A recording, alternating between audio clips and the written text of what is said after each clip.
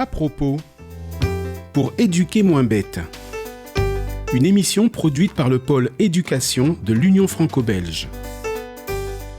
À propos, connaissez-vous le pouvoir des habitudes ? Comment pourrait-on définir une habitude ? D'après Rudolf Dreikurs, célèbre éducateur et psychiatre nord-américain, les routines quotidiennes sont pour les enfants ce que les murs sont à une maison.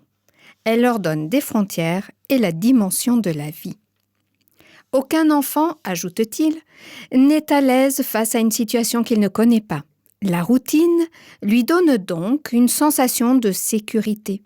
Les habitudes bien établies lui donnent un sentiment d'ordre duquel va naître la liberté.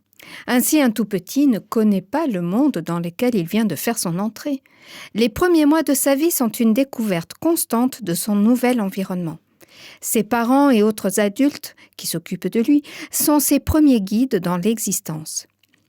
Il est donc essentiel d'organiser un univers stable avec des horaires fixes, des habitudes, des routines et des activités qui se répètent pour que l'enfant acquiert des connaissances de manière sûre et quasi inconsciente.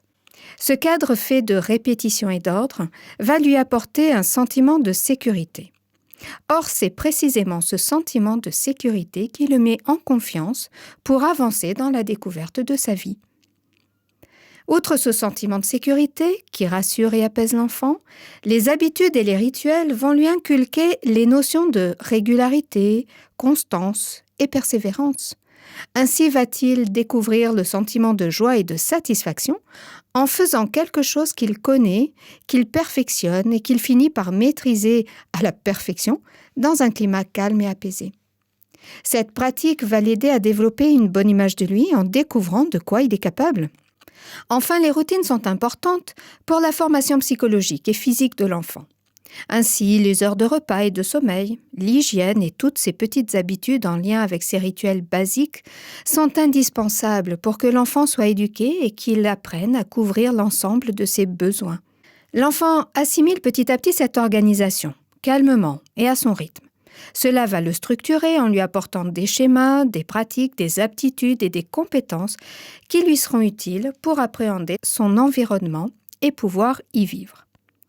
Rudolf Dreikurs, en démontrant l'importance de la création d'un monde stable et sûr pour les plus petits d'entre nous, a permis de comprendre que c'est à partir de ce cadre, stable et sûr, que l'exploration de l'univers via la découverte est pleinement possible. Il va même plus loin, en mettant en évidence le lien entre prévention et évitement de mauvais comportements chez les futurs adultes et la mise en place, dès la toute petite enfance, d'habitudes et de rituels. Elles sont en effet le socle apportant stabilité nécessaire à tout développement.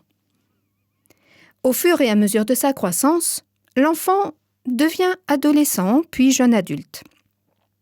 Au fur et à mesure de cette croissance, il va petit à petit convertir ses acquisitions et les faire pleinement siennes. Au cours de ce parcours vers l'âge adulte, il va commencer par les vivre, comme nous l'avons vu, mais très vite, il va les questionner.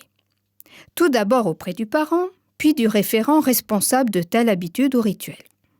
Le professeur, l'instituteur, le directeur, mais peut-être aussi le prêtre ou le pasteur ou l'imam.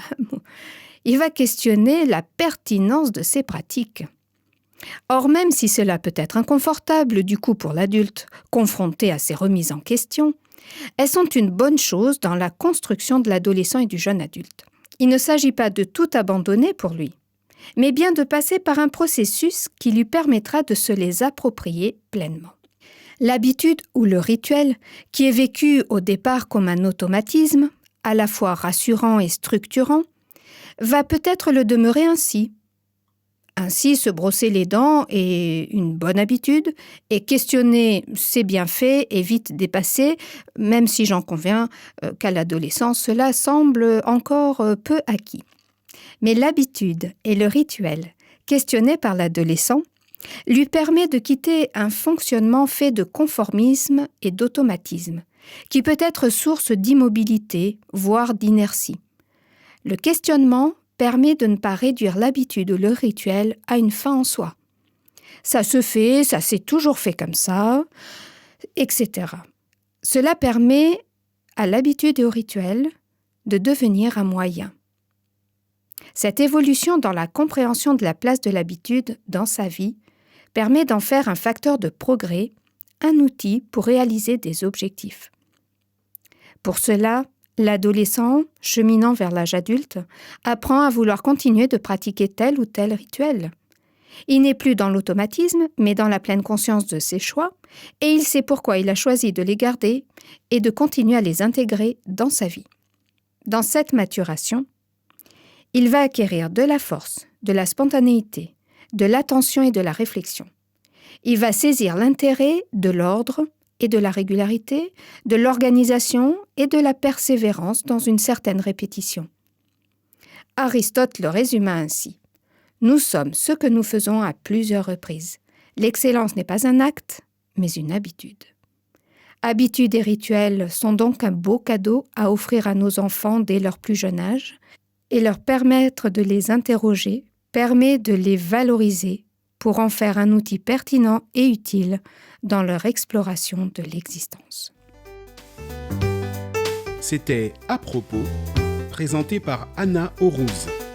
Une chronique produite par le pôle éducation de l'Union franco-belge.